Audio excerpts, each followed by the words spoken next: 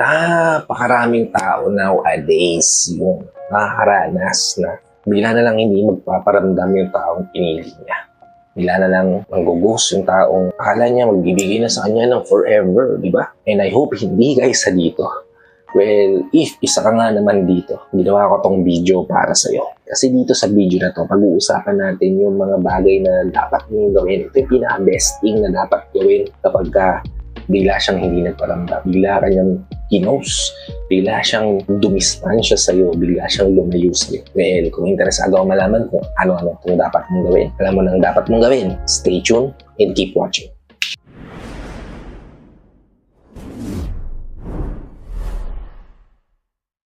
Hi, I'm Gary Opimo at gumagawa ko ng mga videos na katulad nito para matulungan ka na maging best version ng sarili mo at may bigay mo yung best self mo syempre sa taong mahal mo. Kaya kung bago ka pa lang dito sa channel ko, please consider liking this video.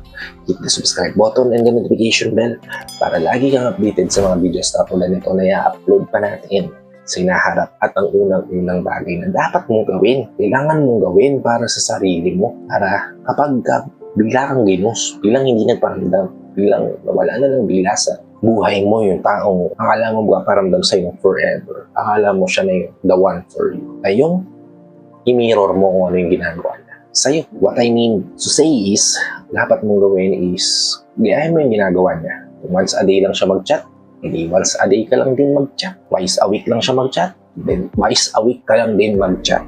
Kung once a month lang siyang mag-video call, well, bawiin mo rin. Once mo rin siya yung video call para maramdaman niya kung ano yung nararamdaman niya. Para mag-wonder siya kung ano ginagawa nito, bakit ganito yung ginagawa. Bakit once a month na lang niya ako binibideo call.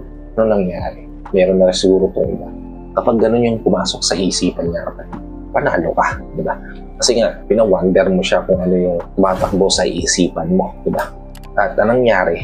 Kung ano yung tumatakbo sa isipan niya, di ba?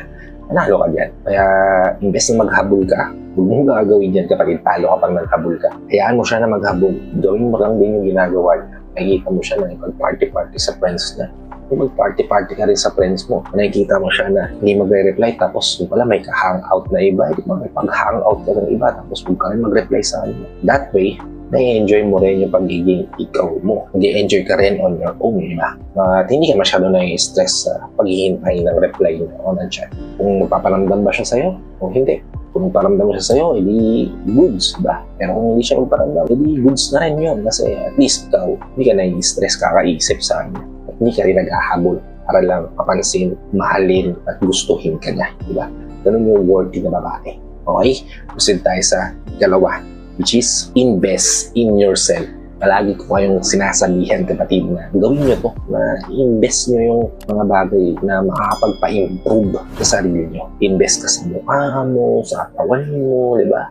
Sa sarili mong learnings, magbasa-basa ng libro, improve mo yung vocabulary mo, improve mo yung knowledge mo, di ba? Maging best version ka ng sarili mo. So, kapag hindi siya nagparamdam sa'yo, focus mo yung attention mo sa sarili mo para once na magparamdam siya sa'yo, makikita niya na may nagbago sa'yo. At yun yung magti-trigger sa isip niya na, uy, kailangan ko itong i-pursue kasi baka wala itong taong to sa akin. Kasi pag once na makita ka ng isang lalaki na improving ka, nakikita niya na independent woman ka, mas ipe-pursue ka niyan, mas gugustuhin ka niyan. Kasi nakikita niya na madali mo lang siya mapapalitan. Diba? Replaceable siya sa buhay mo, diba? Na kung gugustuhin mo, eh pwedeng-pwede kang maghanap ng iba.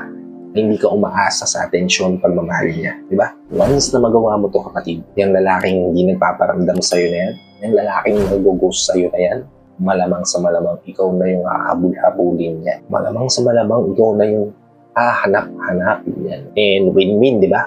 Naging best version ka na ng sarili mo, hinahanap-hanap ka pa ng taong gusto mo, di ba? So, walang talo. Invest in yourself. Okay? Proceed tayo sa ikatlo.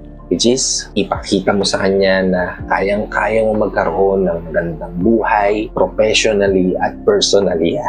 Sabi ko nga kanina, the more ka nakikita ng isang tao na independent woman, the more kanyang pursue, hahabulin, gugustuhin, di ba? So nakikita niya, nung nag-grow ka, nakikita niya na hindi ka nagsasettle for less. At ito yung dapat na hinahanap-hanap at hinahabol-habol kasi 1 in a million ka, di ba? Kasi ikaw, sabihin natin ikaw yung lalaki. Sino mas pipiliin? Yung babaeng mahal mo na hindi willing mag-improve sa sarili niya at habang buhay na stagnant sa sitwasyon niya, o yung babaeng mahal mo na continuous na grow, continuous na hinahanap yung sarili at inaabot yung mga pangarap. Sino mas pipiliin sa dalawa? Siyempre, yung babaeng nakita mo yung future mo with her, di ba? Kahit naman siguro ikaw bilang babae, ang pipiliin mo yung lalaking makikitaan mo na maayos na ugali, na paitungo, na motibo, na pangarap, di ba? Yun ang pipiliin mo kaysa sa taong walang kapangarap sa buhay, di ba? Kaya naman, yung isa ka sa mga babae, willing pursue yung pangarap, willing mag-grow individually, diba? Personally, kung improve yung sarili niya to the best version of herself, then kapatid, panalo ka na dyan. Even if hindi magparamdam tong lalaking to, sila na mismo yung maghahabol sa'yo. Okay? Proceed tayo sa ika-4. Last but not least, kapatid, ika-4 na bagay na dapat mong gawin. Ito yung kailangan mong gawin, kapatid, kapag bilang hindi nagparamdam yung lalaking gusto mo sa'yo, chat mo siya ng flirty. Diba? Kasi alam niyo naman, kapatid, na ang isip ng isang lalaki ay tumatakbo sa 3 bagay. Diba? Yung magpapasarap ang buhay niya, magpapasaya ng buhay niya, yung parelax ng buhay niya. Diba? Yung 3 bagay na yun. So, kung isa ka sa mga taong ganito yung pinaparamdam sa akin, malamang sa malamang, kahit hindi yan nire-reply sa'yo, mabasa lang niya yung chat mo na namimiss kita. Gusto kong maramdaman yung lips mo, mga ganyan, di ba? So, maramdaman yung yakap mo habang nakapatay yung ilaw na dalawa lang tayo sa harap. Diba? Mga ganyan, kapatid. Pag ginawa mo to, malamang sa malamang, mag-ahabol yan sa'yo. Kasi isa yun sa mga gusto ng mga lalaki. Isa yun sa mga bagay na talagang kinikrave ng bawat isang lalaki. At gawin mo lang din to for personal development lang din, kapatid. Para ma-determine mo lang din kung yun lang ba talaga yung habol niya sa'yo o hindi. Or some, yun lang din bang habol niya sa lalaki o hindi. O kung magre-reply ba siya ng mas madalas kapag ganito yung mga chats mo, ganito yung mga text mo, ganito ka mag-video call sa kanya, di ba? Well, it's up to you, kapatid. Ikaw yung masusunod dyan. Ikaw yung gagawa ng destiny mo, kapatid. At least gumawa ka ng hakbang para i-pursue kanya. At hindi ikaw yung nagpa-pursue sa kanya. And I hope nabigyan ko kayo ng idea o insight kung ano yung mga dapat yung gawin para hindi maghabol sa isang lalaki kapag hindi na siya nagparamdam sa. If nakatulong tong video na to sa inyo, please help me share this to your loved ones. Posibleng na rin natin matulungan ng video na to para nakatulong na sa kanila. Tulong na rin ako sa kanila. Sa lahat ng viewers natin, sa mga viewers natin dito sa Pilipinas na walang sawang nanonood, sumusuporta, palaging nakatune in sa bawat video na ina-upload ko. Maraming salamat po sa palagihan yung panonood at pagsuporta. Kung bago ka pa lang dito sa channel ko, please consider liking this video, hit the subscribe button and the notification bell para lagi kang updated sa mga videos natin ganito na i-upload pa natin sa inahan. So, hanggang dito na lang mga kapatid. Maraming salamat ulit sa panonood. And I hope to see you all on my next vlog. Ingat ka dyan palagi, kapatid. May God bless you and protect you always. Peace. Whenever your heart is broken